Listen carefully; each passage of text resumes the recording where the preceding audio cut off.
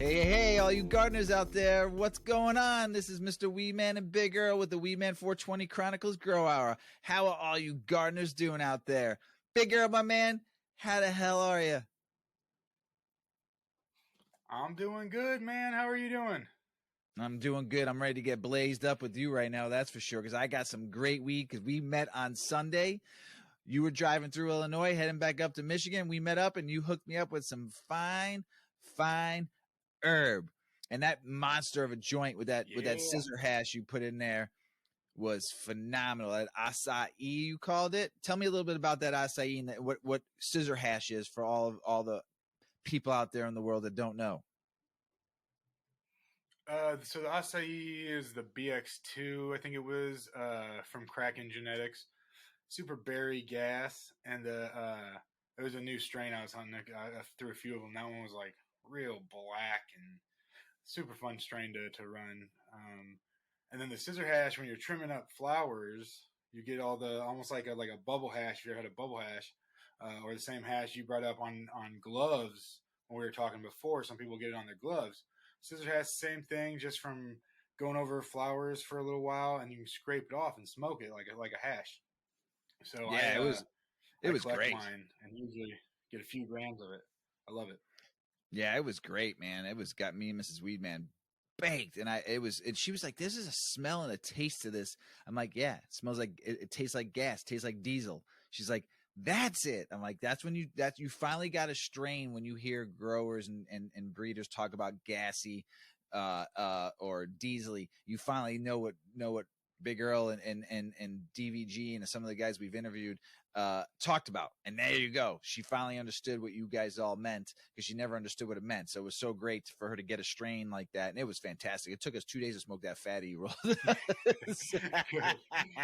They But get we that enjoyed the low. hell out of it. So thank you. So Good. let's get smoking real quick. Why don't you tell you gave me a couple of nugs too of some other strains. What strain am I smoking right now out of this 8 decades bowl? Tell them what I don't know what I'm smoking. I'm excited. Uh, it was the flower. It was the larger, fluffier flower out of that bag. I'm assuming was the Stanky Haze. It's a Stankosaurus from Thug Pug, mixed to the chilled wine haze. That one particular was kind of funky, like that GMO really came out of the stanky, and then the haze gives it that sweet end part. So I really like that one. That's my next. I literally put a male in my breeding tent today, the stanky haze male. So I like that one enough to do. I think I have 7 ladies in there with it, so he's gonna have a good time. It's gonna make me do the stanky leg. That stanky haze is Yeah, delicious. little stanky leg. What are you smoking on, my friend? I am smoking on the Tropicana cookies crossed to sprinkles. I did a test run with the in my keeping her fresh in my jar, Hell the old yeah! eight Thank you. decades jar. I did a test run for Secret Society and Secret Society Seed Co. And the second part of his new line called Sprinkles, the Z on the end of it, came out, or is coming out here, I think in a month or two. I just got him all the information and all the pictures and stuff not long ago. But I love because I did his titty sprinkles hunt. I hunted his whole titty sprinkles line for him, and or tested it, however you want to call it. And I love tasting that in because I smoked so many different pheno testing those for him. I can taste it in all of his sprinkles stuff too. So I love it. But this one's one of my favorites so far. The Tropicana cookies times sprinkles. So it'll be Yeah, around you for the gave me. Secret Society.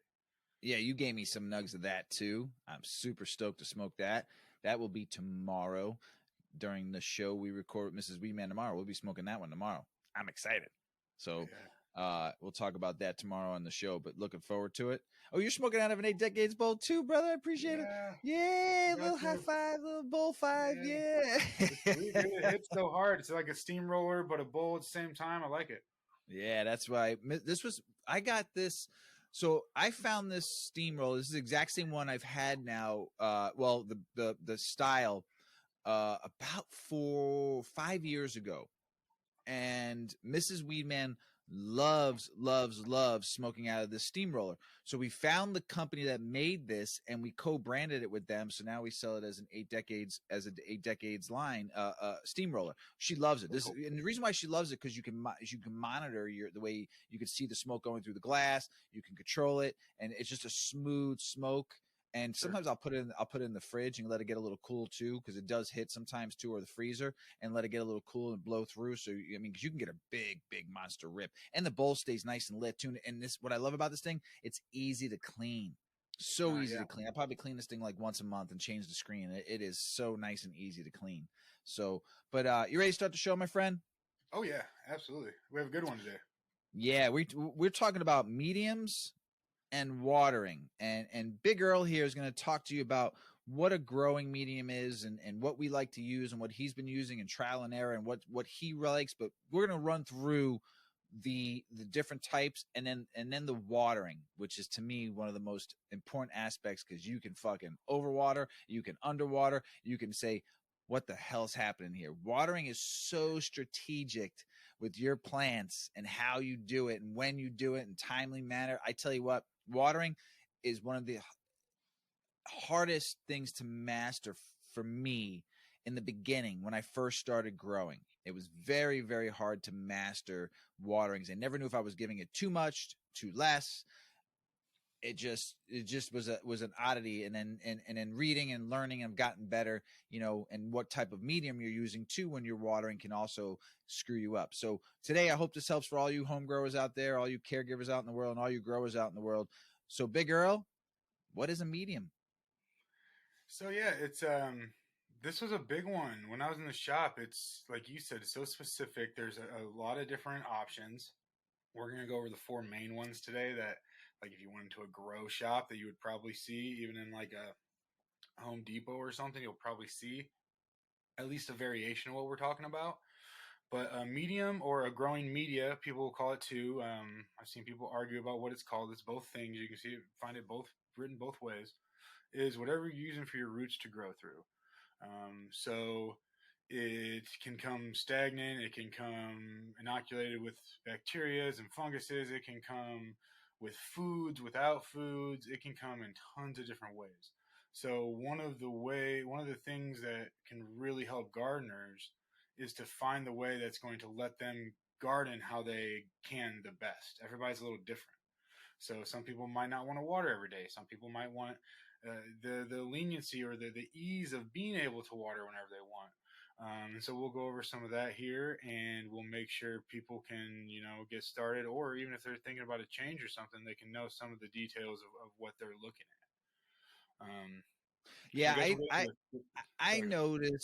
notice about mediums the difference of like really like hardy mediums you can do, or loose mediums and stuff like that, when you're putting them all together and you're mixing them together and stuff like that. And what I've done, it's not always easy. It's not always, it could be easy or it could be complicated, but the way you work it is going to be the best for you and your growing style. But you mentioned fungus. Now someone might be confused, like, there's fungus in my medium. Explain that fungus and bacteria. It's good, right, when we talk about that? Sure, yeah, there's beneficial and there's bad. So a lot of people will definitely, you're right. I go talking about that like everybody knows exactly what it is.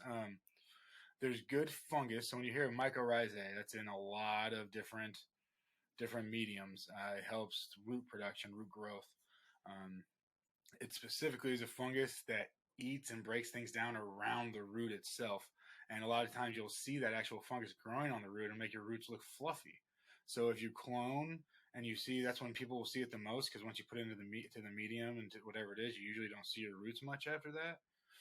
You can see if you have the fluffy clone. Sometimes it's, when you're newer, especially, it's whoa, what's that? But really, that's good. Some funguses are definitely not good, but a lot of those soils and the different stuff we'll talk about today will have fungal inoculations in it, and we just don't look at it much. It'll be like plus mycorrhizae, like any of the peat moss, which we'll get into in a little bit. If you get a Promix bale, which is the general cheapest way to get a larger amount of peat moss, 7 cubic foot, 3.9 compressed, I believe, which is quite a bit of medium. I think they're $35 now in most places. That's a lot of medium for $35. All of them, as far as I know, almost all of them are inoculated with mycorrhizae. It just says plus mycorrhizae on it. And maybe, people say, oh, it's got mycorrhizae. That's just going to help organic foods break down. It's going to help more importantly, the roots, get started and get going like that. So the peat moss, like we just talked about with the mycorrhizae, that is a mined resource. It's non-renewable. It is depleting. I don't know numbers 100% on it, but it's something. One of the many reasons I went to cocoa from peat moss. My first few runs I did with peat moss, they were good, but the watering is very. They don't die, but for me to figure out and get everything, it was harder for me in the peat moss. And when I went to cocoa, that seemed to help a lot. But most indoor potting mixes, most things like that, will be peat moss based. The water only soils, they'll have a lot of other stuff in it, including cocos and perlites and a bunch of different foods, but the base of it's usually generally peat moss. That is because it holds water really well. The roots love it. It's a great condition for roots to actually grow in, and you don't have to worry about, like, you can get like topsoil and different stuff from outside. But with that, it's clean, it's washed. You don't have to worry about all that nasty stuff coming in your medium already. Although some people will definitely tell you, "Oh, I got bugs from this and that." I don't typically believe that unless it's coming from something like 2 purs of cocoa, and right on the bag it says forest dredgings. And so it's like, I'm sure it's washed and stuff, but just like, that was always weird to me. But anyway, yeah, like forest dredgings, I don't want forest. Like, I get where they're going with it a little bit, but it's just not my cup of tea, maybe. The peat moss you almost always see with the perlite, which will be the little white specks in there, just because it does hold water so well. I have a question. Yeah, sure. What is perlite? That is, I am not 100% sure on that. People use it a little bit differently in different, like, I know that there used to be this, like how Grodan Rockwool is, there used to be like little, really, like Nat Nicks and, man, what do they call the other products? This company shut down, but they had perlite-like substance that I believe was also glass string, just a little bit more condensed. But that's a good question. Okay. If anybody knows what perlite actually is, like, is that something out of the ground that we just break up? I honestly am not sure about that. I know that it goes in our medium, it aerates it really well. It doesn't break down actually, like, right there. So, like, at the end of the run, you'll still have it right there aerating your medium. But that's a great question. It's almost always in with the peat moss, though, because the peat moss holds water so well. And I can talk about ProMix because I'm so much more comfortable with it. ProMix is a brand of peat moss based out of Canada, I believe, where their bog is, or whatever you'd call it. Love Google. Perlite. Yeah. You were 100% right. Volcanic glass that has relatively high water content, typically formed by the hydration of obsidian. It occurs naturally and has the unusual property of greatly expanding when heated sufficiently. It is an industrial mineral suitable as a ceramic flux to lower temperature and commercial products useful for its low density after processing. That's cool. Oh. I had no idea.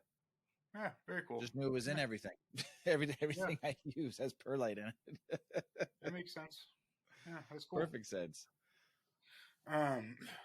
With that peat moss, when we're just a couple little tips on it. When you do water with peat moss, it's one of the only mediums that is going to need a flush as part of its, like, routine usually. If you're watering salts, if you're going organic, that might not be the case. But if you're watering salts with it, almost every 3 or 4 feedings, you want to flush things through. It holds onto it really well. And it's just, with how pots work, to me, peat moss is just a little harder to get. Like, it holds onto water so well. There's so many different ways that it comes with the perlite, without the perlite, with a little bit more vermiculite, that I feel like I was not hitting my full potential when now this was just when I was running PMOS. When I add a water only to my cocoa, I just do it in a way to where it still acts like a cocoa, you know. But watering with peat moss, and later we'll talk about cocoa, you really want to get that 10 to 15% runoff. You want to do that flush. You have to make sure you're not building up in the peat moss. I would say that's one of the biggest things to really look for. So another medium, we got the peat moss, the sphagnum moss, people will call it too. Sphagnum peat moss, people call it. Also rock wool. So this is those yellow squares you'll see a lot of the big facilities growing in. I don't know if you've ever seen that. Oh yeah, I have.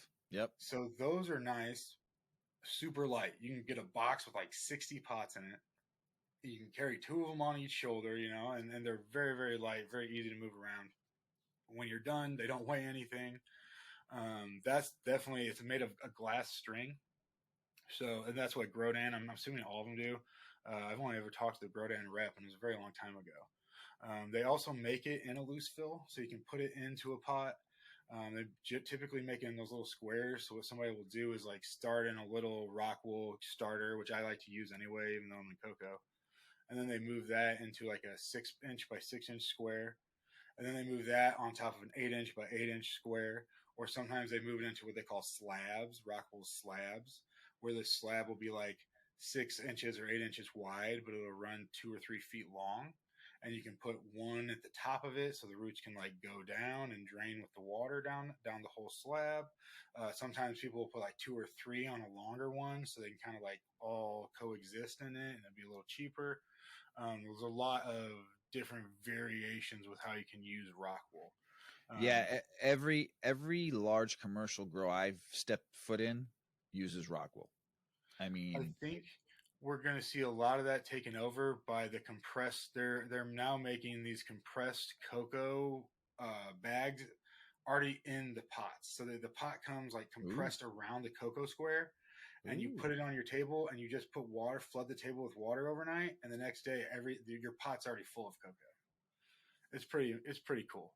That's pretty cool. We'll have to talk about that when that comes along. But yeah, every large grow I've been to, it's all in the rock wool, all in the little like boom, boom, boom, boom, and they get monster plants. But there's like 4 watering lines in there. I know you were going to talk about that, but because it's got to be, like you said, it's got to be watered multiple times a day, right? Is what you were saying? Oh, a ton. I water my cocoa. And it's on timers and shit all day long, right? Where they're just processing it like probably every 4 hours it's watering it, right? Depending on their setup, yeah, for sure, it could be every 4 hours. Like it's so rock wool. My 2 biggest quarrels with rock wool. One is if it not only does it have to be, because like cocoa, they like multiple waterings a day, or at least like 1 or 2 like stay wet. Depending on how big your pots are, like I run 1-gallon pots, and sometimes I'll get a half a pound of plant, and so running that off of a 1-gallon pot, I have to water that 3 or 4 times a day. Or they get stressed, they get so dry because the whole pot's just roots, basically. Right.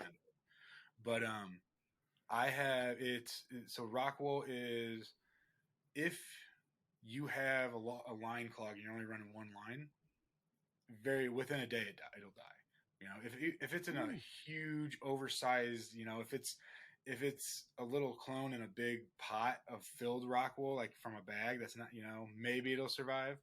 But I have had gardens where, we're doing our work, we're cleaning, whatever. Somebody doesn't plug in a pump or set a timer to auto, and you come in the very next day and the whole tray is dead because it just doesn't. It's very unforgiving would be, a good word for it. I also am a big fan of organic.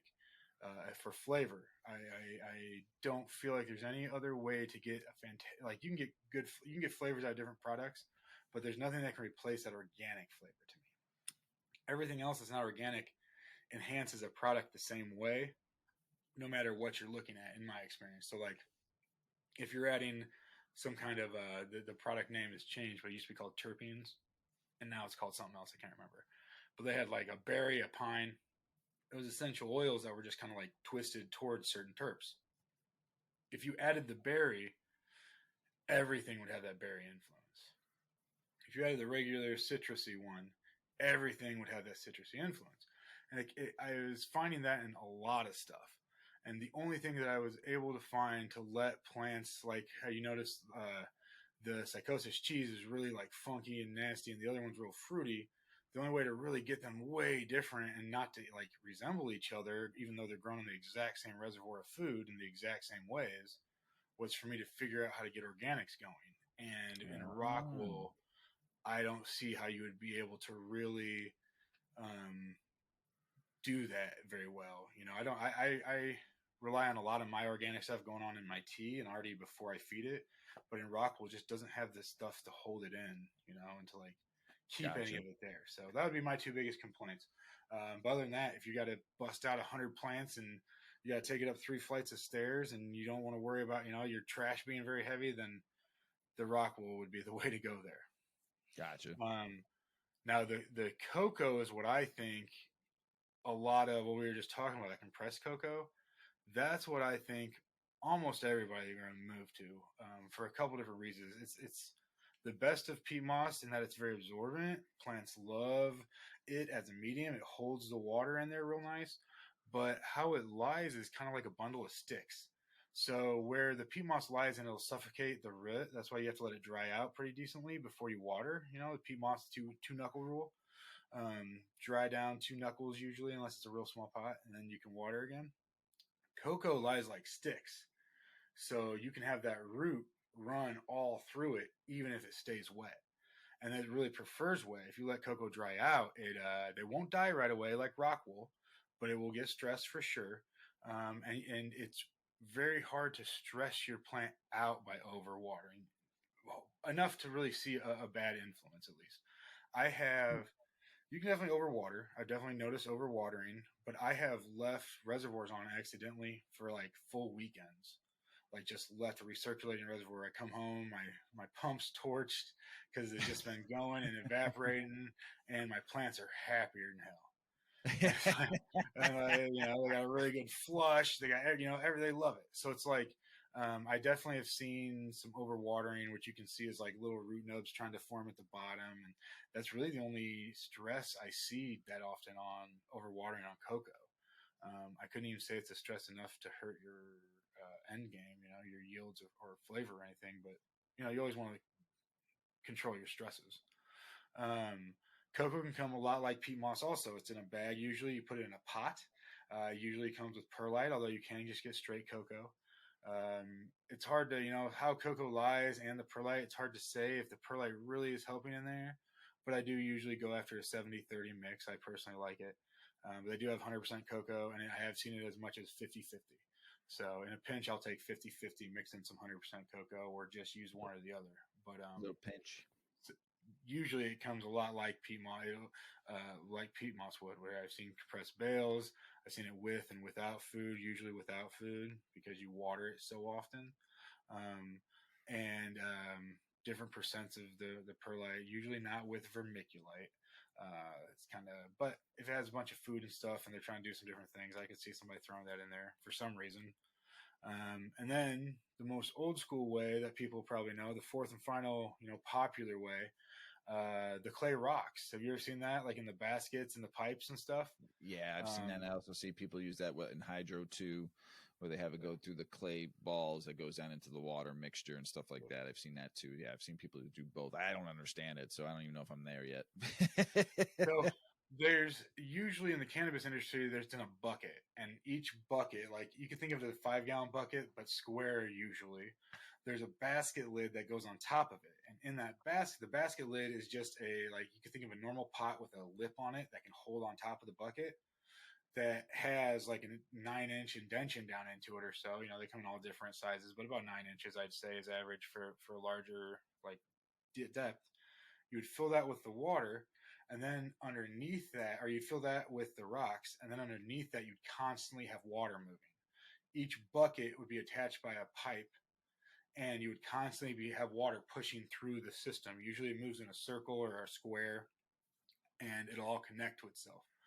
Um, those are definitely used, like people will do it just in pipes too for like lettuce and stuff. I haven't seen cannabis done too much, and just like, have you ever seen those like where the pipes are going like opposite and water's going up here, falling like this, and then it goes back up to the top, and it's like a outdoor lettuce farm or something.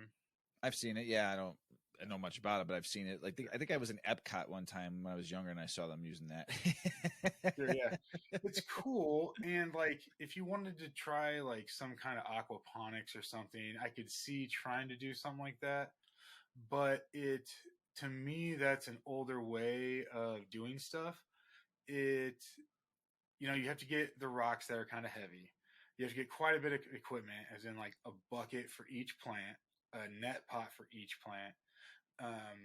The rocks, which you already talked about. A pipe has to go to each bucket. You have to have like a reservoir bucket right there, and it is the little fails.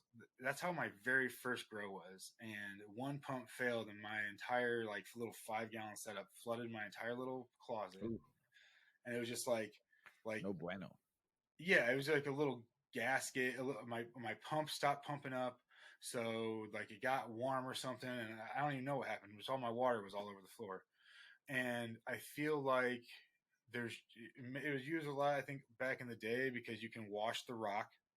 The system can be set up. You can wash it all right there. You don't have a ton of trash, and you can be a little bit more discreet with it. So those would be the peat moss, the cocoa, the rock wool, and then the clay rocks, or just rocks in general. Some people I've seen use the four main ways that I personally see people growing cannabis. I've heard people say crazy shit. There's a dude coming in talking about this and that. He's like, "Well, why would you ever buy any of this stuff?" I'm like, "Well, you want to grow weed? You got to buy stuff." A lot of times answers are that simple, And well, he uninstalled carpets for a living. He says, I just take old carpets and I wash them out real good and I grind them up. And I throw that in my pots. He's showing us some pictures. Like it didn't look terrible, but it's like, man, I don't know if I want to be smoking old carpet. Yeah, exactly. But it's just like people are creative. They have been more creative, until recently. But those are the four main ones, So right. I mean, this is indoor we're talking about specifically, and then you can probably use these in pots for outdoor too. People just say, "Can I just plant the seed in the ground and it'll grow?" Yes, it'll grow. Depending on how good your soil is, you still got to water it. You still got to add some nutrients to it, but it will grow if you didn't do anything to it. You got to water it, or hopefully it rains a lot, where it gets water and you get good sunlight. You can grow weed in your soil. Now, depending how good it is, it's up to your soil and your light and everything you do to it. You got to love your plant and it'll love you back. So remember that. So yes, you can take a seed, throw it in some soil, and you'll get something. We've talked about TR Tech, first time growing. He's grown an autoflower, one plant, did a nice medium, got a tent, told him what to buy, helped him out, sent him some advice from you also. He's got a nice little plant, man. Auto, it's like 65 days right now. He's ready, man. He got another 10 more days. He's saying he's thinking, and it's looking good. He'll probably get an ounce and a half of smokable weed. Yeah. First time, and he fucked up. And he fucked up really bad because he forgot to turn the light on for like 4 days when the plant was in germination. I'm like, dude, you didn't have any light on? And the thing was stretched like a mile long, like trying to find some light. Yeah. But now he's got a long, skinny stem. Like I mean, this stem is like this big. I mean, it's like that. It's like nothing. Right. And it's like 4 feet tall, and it's not even swaying. It's got enough strength because it doesn't got a lot of heavy butt on it. He didn't top it or fim it, so it's not got a bunch of branches. It's got, just what a normal cannabis plant would grow, because he just wanted to see what he could do with just throwing an autoflower in. He's going to get an ounce and a half of smokable weed. So yes, anybody can grow weed, but do you want to grow better weed? Do you want to get the big amount? Do you want to get 10 ounces? Do you want to get, you're growing 2 plants. You want to get abundance.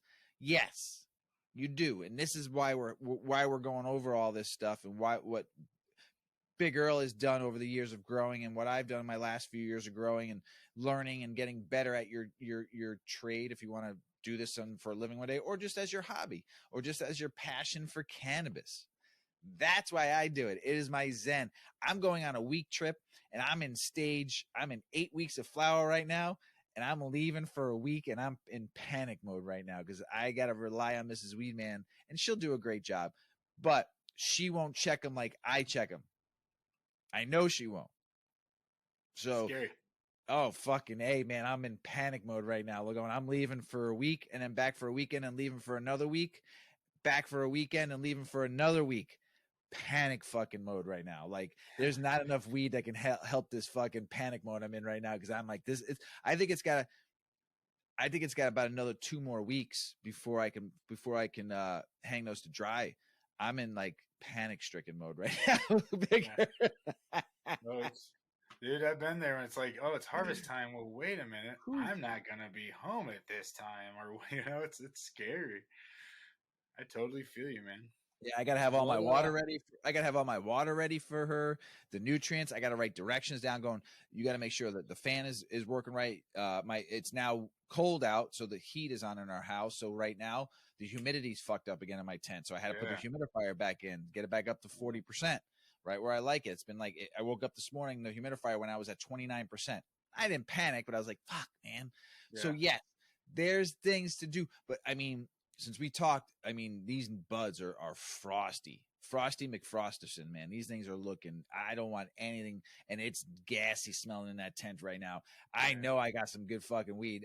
T the Tech came by today because I gave him a couple nugs from what you threw me. I had told him he had to try some of this stuff, and I took him to the tent, and he's like, he put his face in there. He's like, holy shit, is that? It smells like a fucking diesel truck. I'm like, I know. Yeah, gassing, baby, like guala gassing right now.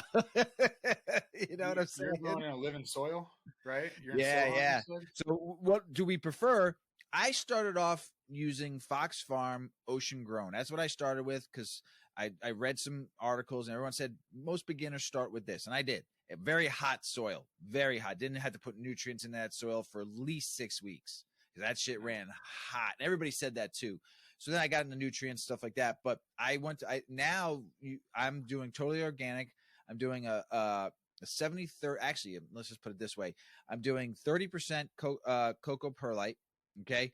Then the rest of my medium is probably half Sohum. I think that's how you pronounce it, which you told me to get. Yeah. And then the other one is the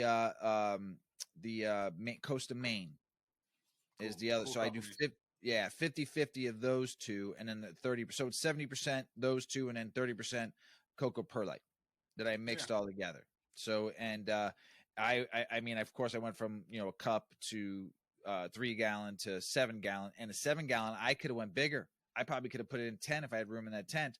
So I had to add nutrients to it, like you suggested to do it, or else I would have ran out of nutrients in that soil, and those plants wouldn't have made it.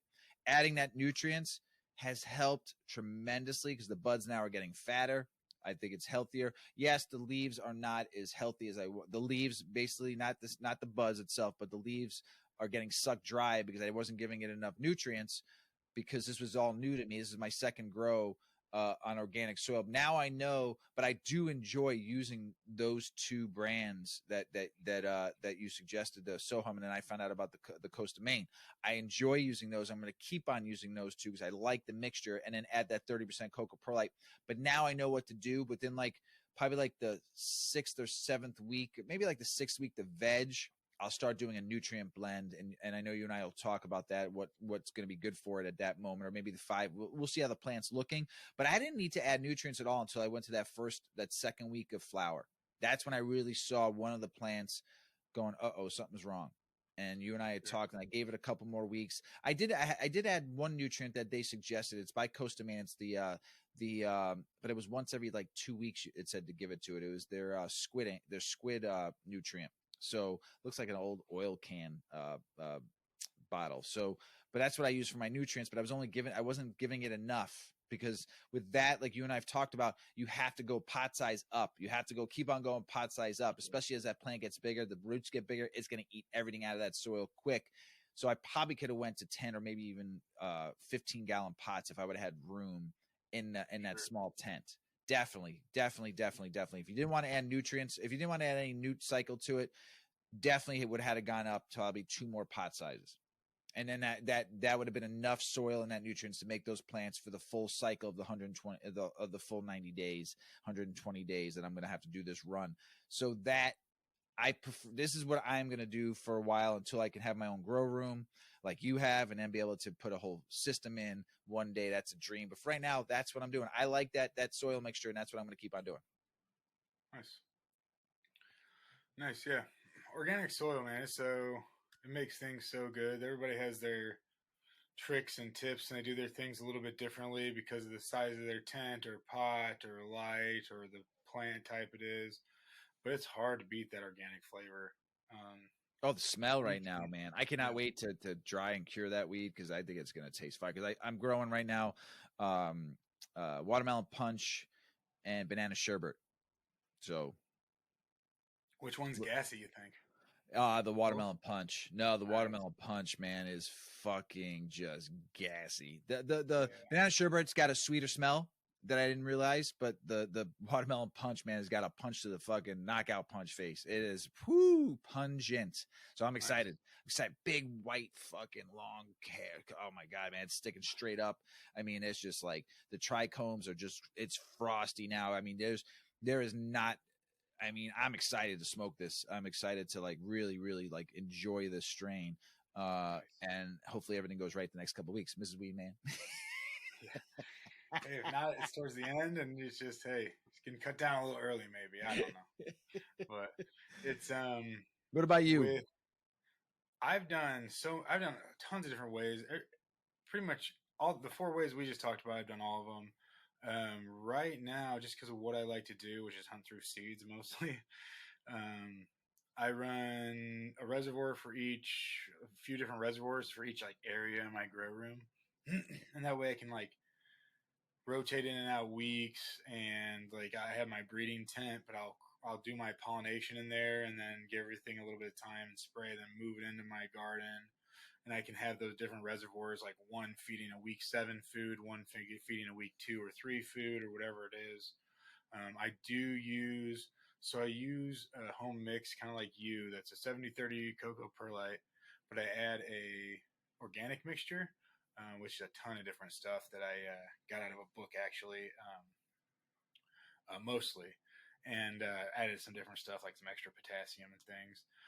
And I put like a little bit of insect frass in there. I put some charcoal in there. I put some mycorrhizae in there, and I spray it with a sugar water, like a molasses water, to feed my microbes. And then I let that sit usually for a little while. So when I open it back up, I like to see my funguses, like some white fuzzes. I like to see some collinations that way. That just means that it's getting to the food. It's starting to break down. I try to give it at least a month in there. Really, I want to give it as much time as I can, but usually it gets about a month. And then I like to use that in my transition stage. So like when I take my clones out, I like to use that. And when I take them from my solos to my gallons or 2 gallons or sometimes 3 gallons, if I know I'm going to mom something out, I like to use that. I find it's way easier on my stress.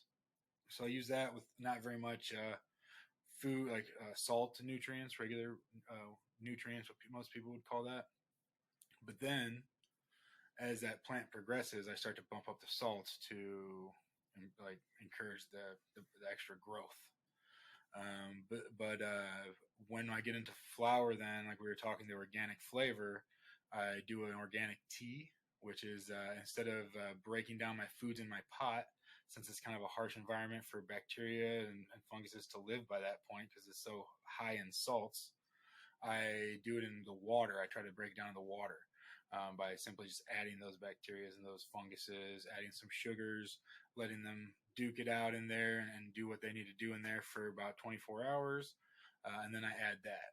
So it has, when I started to use the best of both worlds, it elevated my game. I feel like it, because they both have their upside and their downside.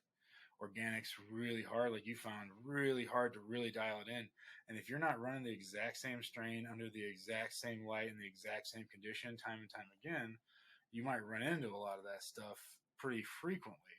To where when I can kind of use it to get its flavor and then use the salts to really fill in all the rest, I've found my all around everything just got way better with my cannabis.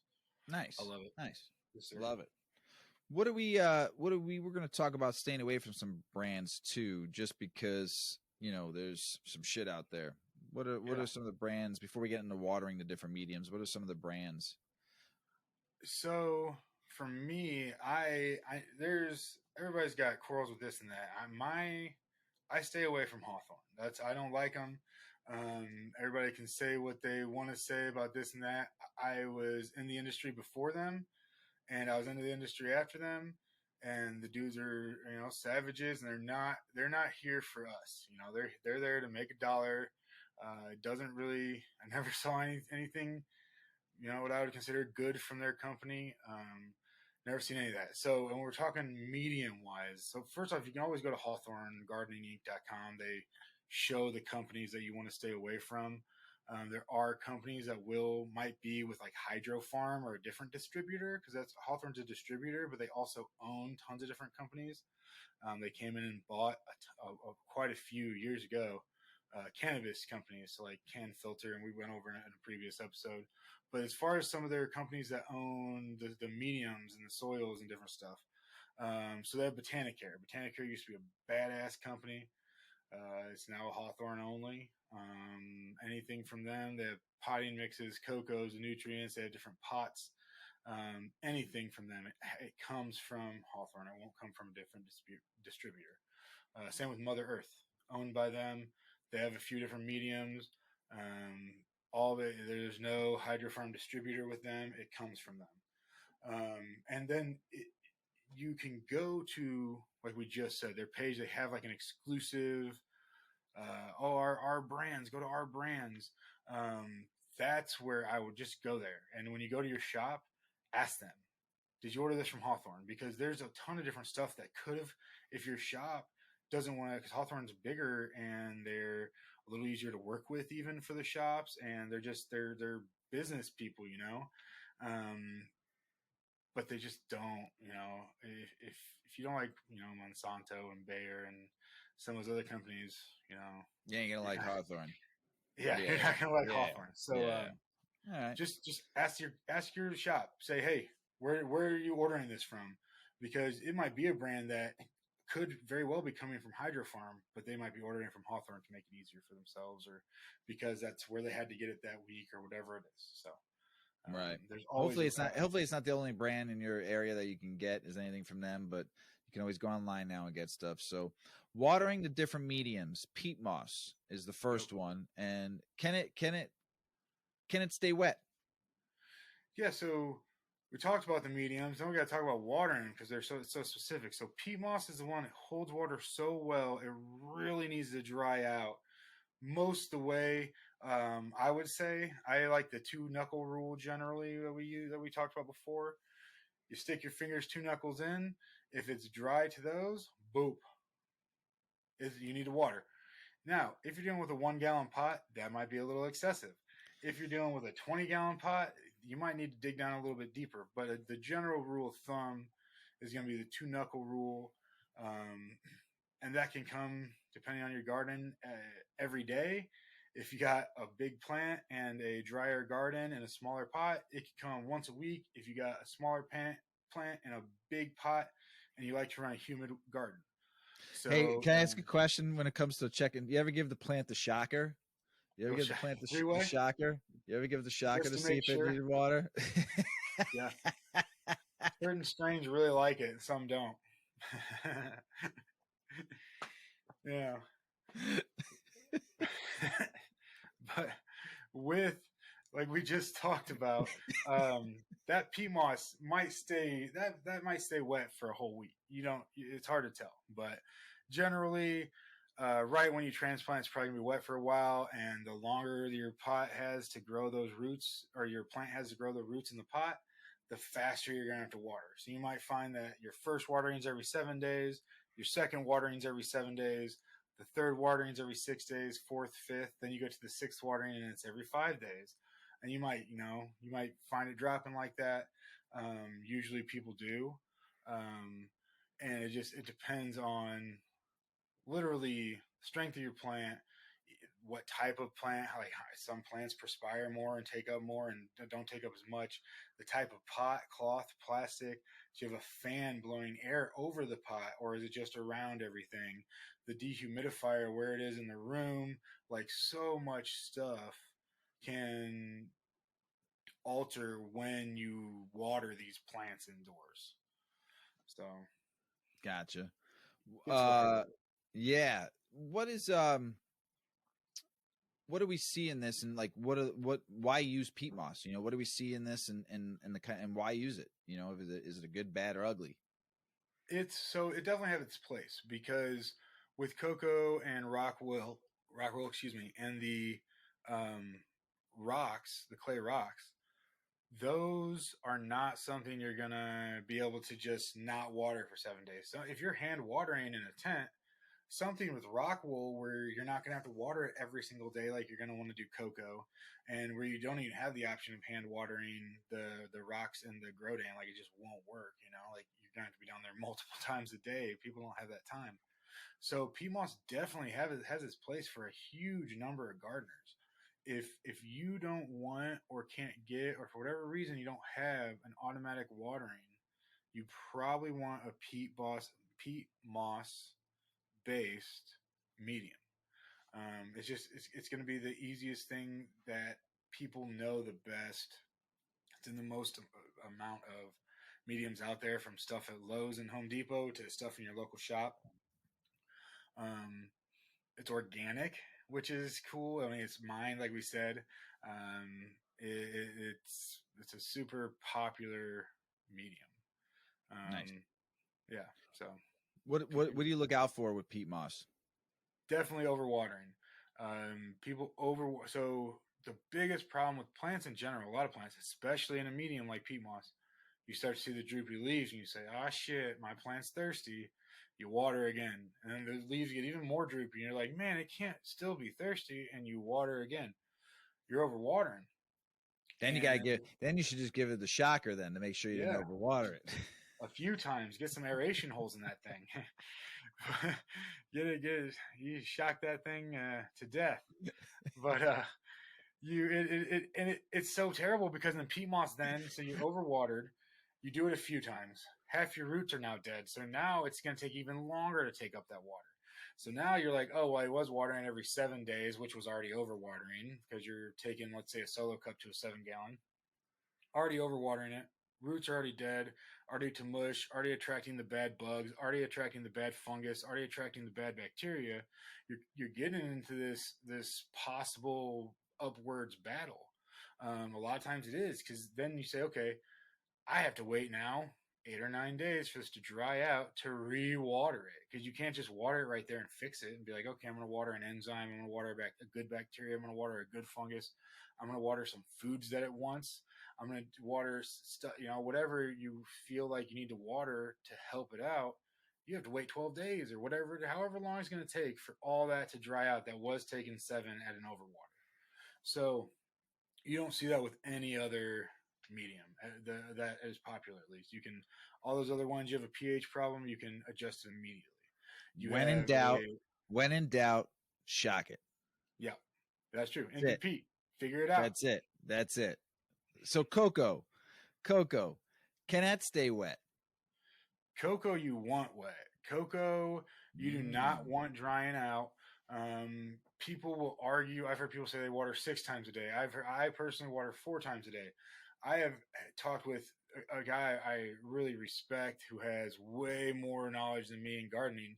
When I told him I water 4 times a day, he's like, "Oh, you're overwatering." And I was like, "Bro, I'm in a 1 gallon growing these plants. These pretty large plants. Like if I don't water that, I see stresses." So it's like sometimes this stuff gets ridiculous where I've heard people say, "Oh, I got to water 6 times a day."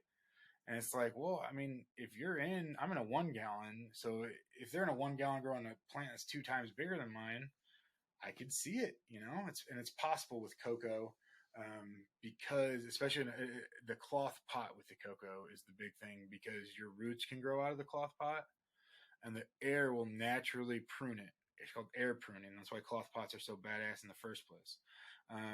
Not badass because they let a lot of water out and then evaporation. So if you're dealing with a dry environment, you don't want that. but they are badass because if you're running a cocoa, it allows you to put in a 1 gallon or however small you really want, as long as you're watering it well, because those roots just keep Oh, growing and getting air pruned. Very cool. love it. Love it. When do I water? Anytime you want, but uh, every different room will be different. I would say with cocoa, at least once a day in almost every situation, at least. You're probably looking at 2 times a day in a lot of situations, up to, I'd say, like the 3 to 4 times a day. But really, the cocoa, as long as it's not drying out, you're gonna you it might not be the best, but you're not gonna notice it really enough to see stress probably. If you're really got your shit dialed in and you're like, wow, I really know this strain, you might see it. But it is super hard to overwater cocoa to the point where your plant is unhappy about Gotcha. What are some of the popular ways we see it sold? Like how is it out there? Like where you know? so the cocoa comes in bags generally. That's what most people see it, like how you'd see dirt or peat moss, regular soil mixes. Those you'll see from 100% cocoa down to 50% cocoa and 50% perlite usually. They will also come sometimes with foods, those different perlite mixes. Those foods, I would bet, have a little bit of peat moss in them as well. But you really want to just look for the percent peat moss to cocoa. If you're, the 60, 70% cocoa, having that peat moss probably isn't going to make you water it like peat moss. You might have to water it a little closer to peat moss and go to every day instead of every other day or whatever, or instead of a few times of a day. But you can it's sold in the bags like the peat moss. It can come in the condensed pots like we had talked about. It can come in just condensed bricks in general. A lot of people like those, especially if they're going up steps. You're going up into an apartment, you can get a little compressed brick, take it up, put it in a tub, put it with a certain amount of water. It expands, then you can use it. So you can take 4 or 5 of these up and not look suspicious like taking 4 or 5 bags of cocoa or anything else up to your apartment, and you can get your medium up there a little bit more discreetly. Cool. What do we see this in, and why use cocoa? I bet that there's a ton of there's cocoa and a ton of stuff that we don't even realize. Like if we went and looked at the if you use like an all organic mix right now, if you use a potting soil in general, especially like a cactus mix or something, the cocoa is a really nice aerator. It looks pretty close to the peat moss, especially if it's all mixed in together. It looks pretty close to the other soils. It doesn't have a ton of negatives about it. So I would imagine that we see it in a ton of different um, products now, more than I was used to when I was there. And like I was just saying, I mean, you use it because it's to me it's the best of both worlds. Holds water close to peat moss, aerates like the other popular, the Grodan and the rocks. So it's like it doesn't have the negatives of the two, just brings over the positives. That would definitely be why I do use it and why I recommend it to most people. And what do you need to look out for when it comes to cocoa? The biggest thing is for sure the calcium. People say it's a joke. We made it a joke, more CalMag. The big thing with the CalMag is the calcium when it comes to cocoa. Cocoa uses calcium to bind itself. I don't really know the sciences, honestly. That's what I'm told by, reps coming into, hey, how am I going to have to run this different? They go over all that. Cocoa will take the calcium out of the water, making it unavailable to your plant. Back in the day, cocoa wasn't washed. So you would have to get the cocoa, you'd have to wash it through with water, and then you have to wash it through with the calcium. A lot of people did, at least, so that it would be buffered in a way. I had it was not very fun the one time I ran unbuffered cocoa. It was a mistake on a brand. I don't know exactly how it happened, but me and maybe 4 of the 5 of the people I was working with, we was getting to the point where we're kind of making fun of the first few people because they get this cocoa and everything starts to go. And we're like, man, what's going on?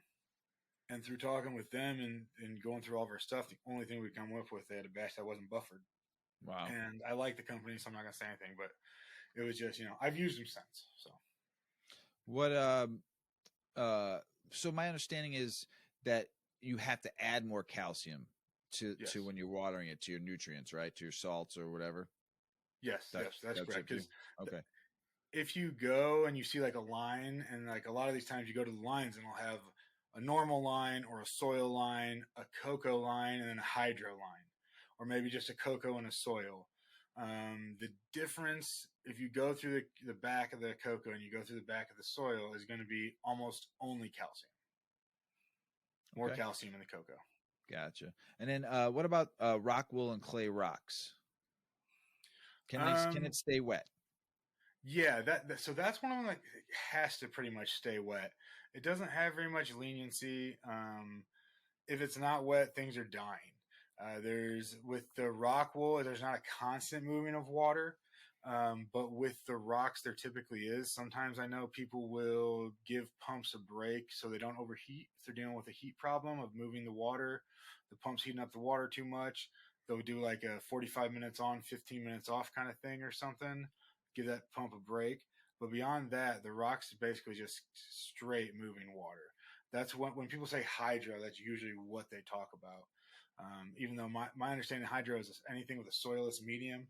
So that would be what we consider like cocoa, rock wool, or the rocks, really.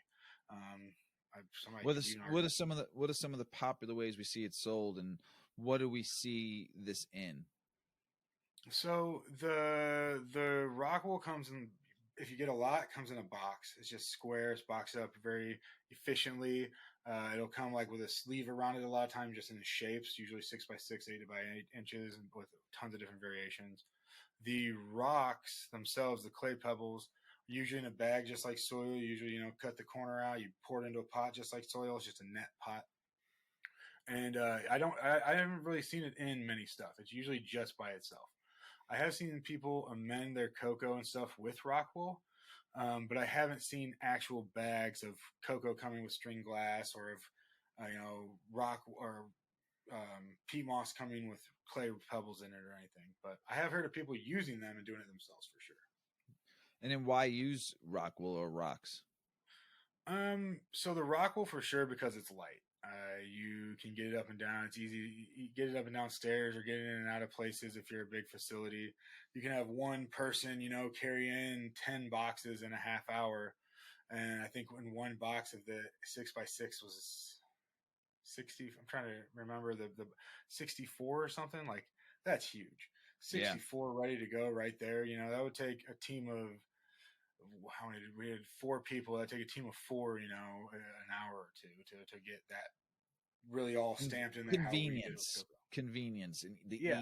the ease of movement is why you use it. A home grower with a tent like myself, unless you have the system to keep it in, to be able to run that kind of a system, like the nutrients and water lines going into it, and a 2 tent, it's not for me, not right now. But somebody that's got a big basement, that's got an area to do it in, yes, if you can do it, or you got a barn that you can grow it in, home grow, whatever.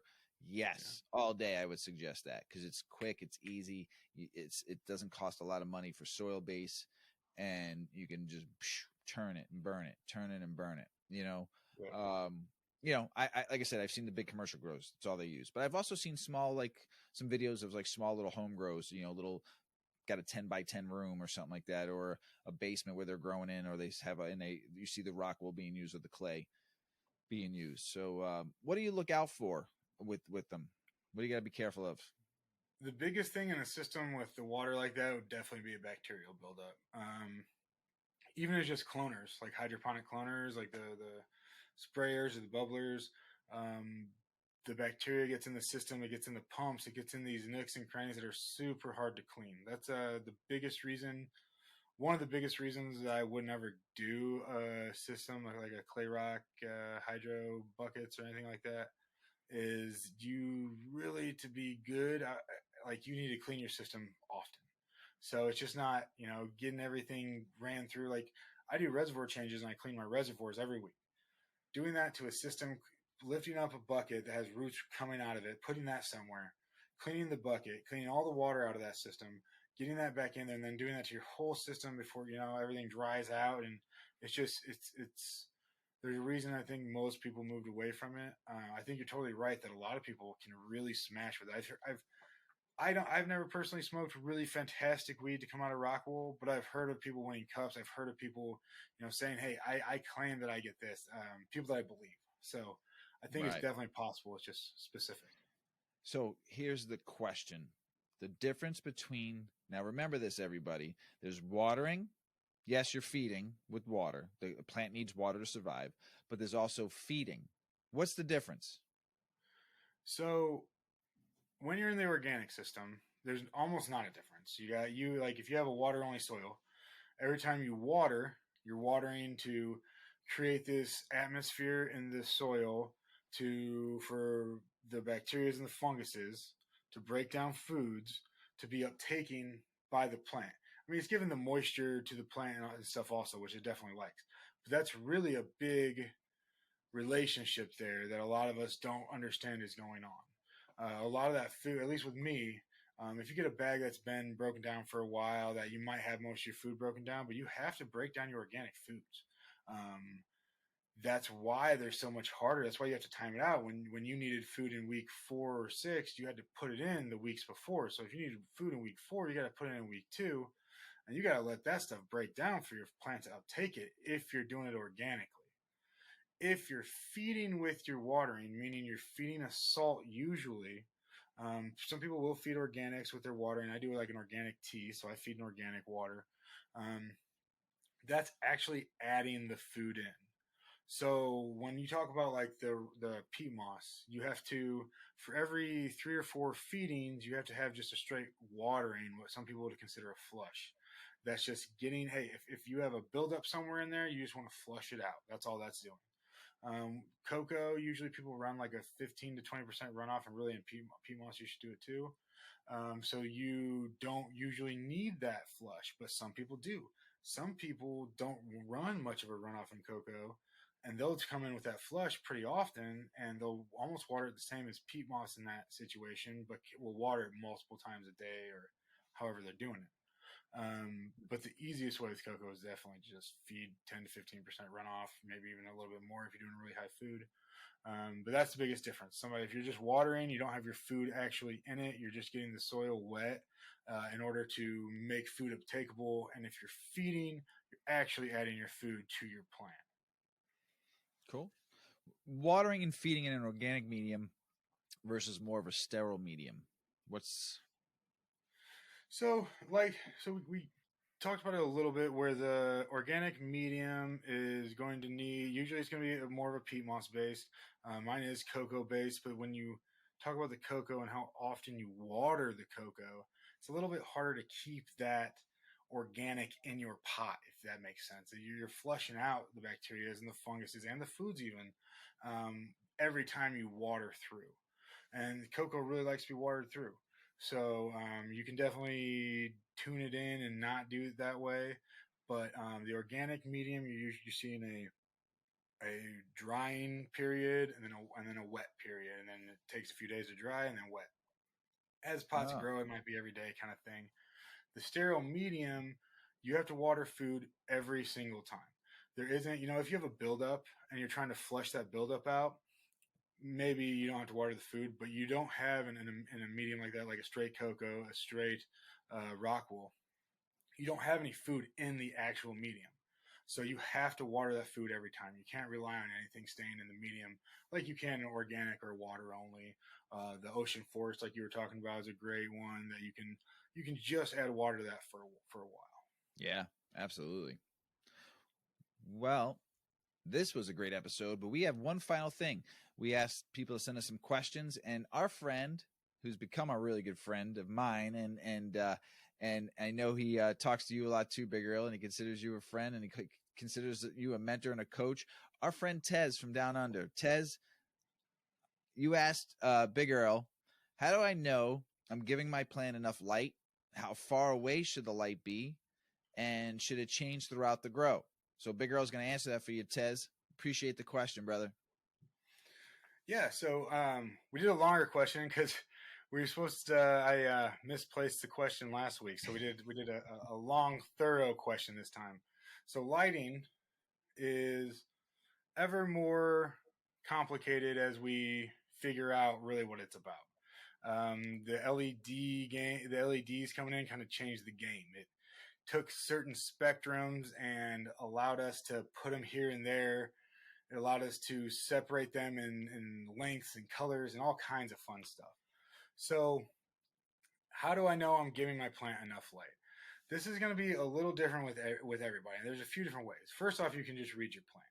You say, my plant's happy, I'm giving it enough light. My plant's not happy, I'm looking at my under leaves and they're starting to curl up a little bit. They're looking light green when the other ones are lush green. The stems aren't growing as thick or as good as I like to. Okay, these aren't getting enough light. How do I change that? That's more of like the typical gardener's approach. With these new LEDs and this new, and we've had the meters around for a while, but a lot of people read their light.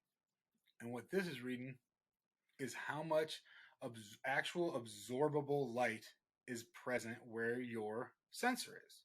So, like with mine, I can take it through my garden and I can say, okay, this plant is getting 1200 ppfd, I think it's set on. I get those confused a little bit because one's reading U moles per second. ppfd is what's read at the light or at the plant, and the other reading, the U moles, is what's coming out of the actual plant or the actual light, I believe. So if it's 6 inches away, it's gonna be different than it's 12 inches away, kind of thing. But sorry, don't quote me on that. The gist of it is there is a sensor where you can actually take it through and say, hey, this is how much light my plant is getting. There are charts, just like the vapor pressure deficit that we've gone over. There are charts that compare, instead of humidity to temperature, like VPD, it compares CO2 to the amount of absorbable light that's available. So you can dial that in and say, okay, my light's really powerful. I need 600 parts per million CO2. So depending on your light, which goes to the next part, how far should it be away from your plant? If you don't have a meter, I would read my plant again. I would put it, so the closer it is, the more absorbable light your plant's going to get. The warmer it's going to be. That's going to be real different. If you got a bulb, you're going to want, it's going to be way warmer.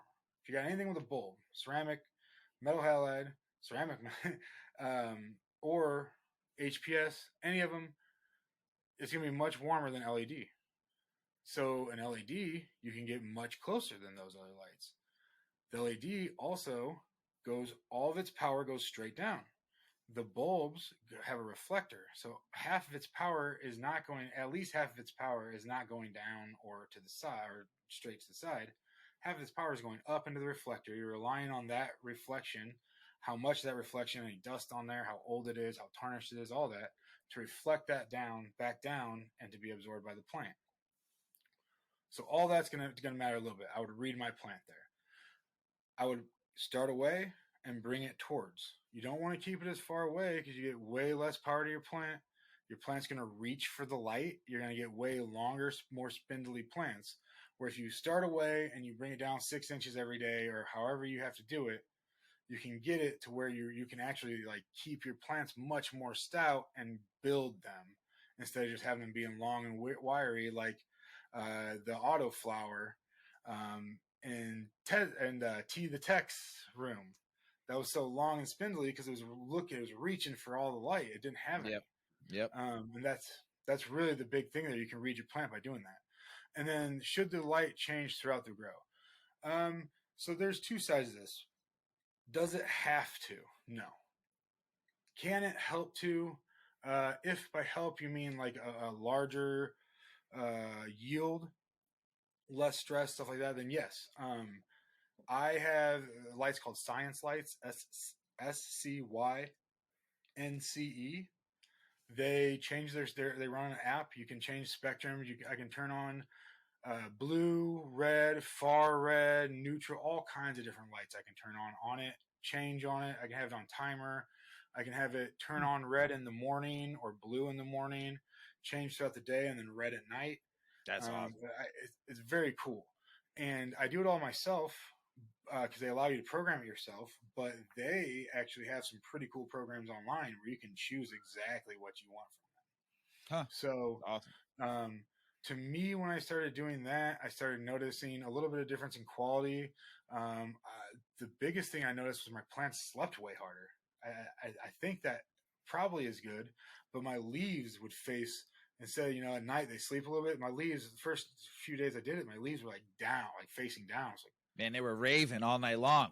yeah, they freaked me out.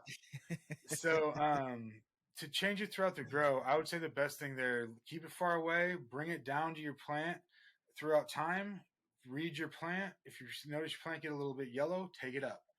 And then the change that I would do throughout a grow would be to take it up with my plant. Try to keep your plant the same 6 inches, the same whatever it is away. And then, but you're going to have to take it up with the plant. So that would be my advice on how you know you're getting enough light, how far away should it be, and should it change?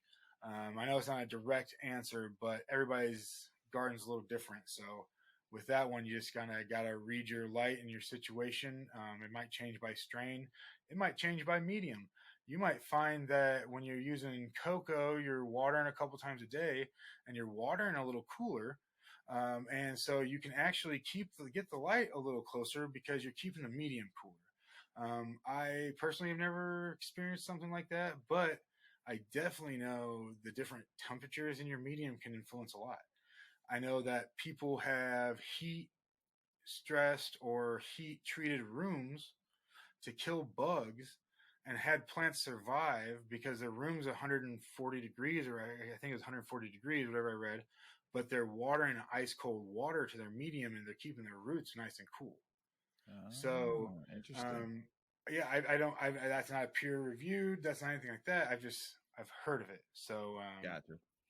It's very, very subjective, but hopefully that helped, Tez. Yeah, I think so, because he was asking, I think both of us, about lights and how far you should keep them down or up and stuff like that too. So great question, Tez. Thank you from our friend from Australia. Appreciate the question.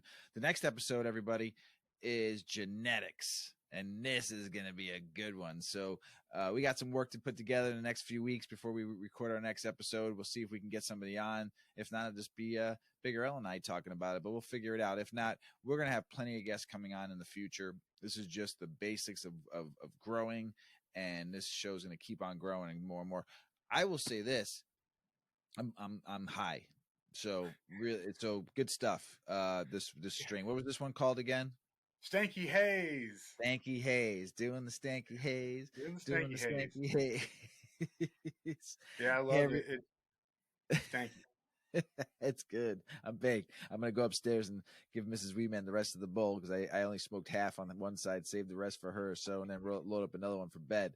But hey, everybody out there in the world, thank you for listening to the Grow Hour. We appreciate the questions. We appreciate you tuning in. New platform that we're working out of. And Big Earl and I have been practicing the last couple of days on this to make sure our sound was right. And I hope, once I'm done hitting record on this, that this sounds better, looks better, tastes better, feels better. And we're going to keep on coming at you. So enjoy the show. And don't forget, always give your plants the shocker when you're trying to figure out the watering, the shocker. And what else we got to do, Big Earl, of the plants? Don't forget what? The CalMag, bro. Never. The CalMag. Everybody out in the world, peace. Have a great one. Big Earl, love you, brother. Peace. See you, buddy.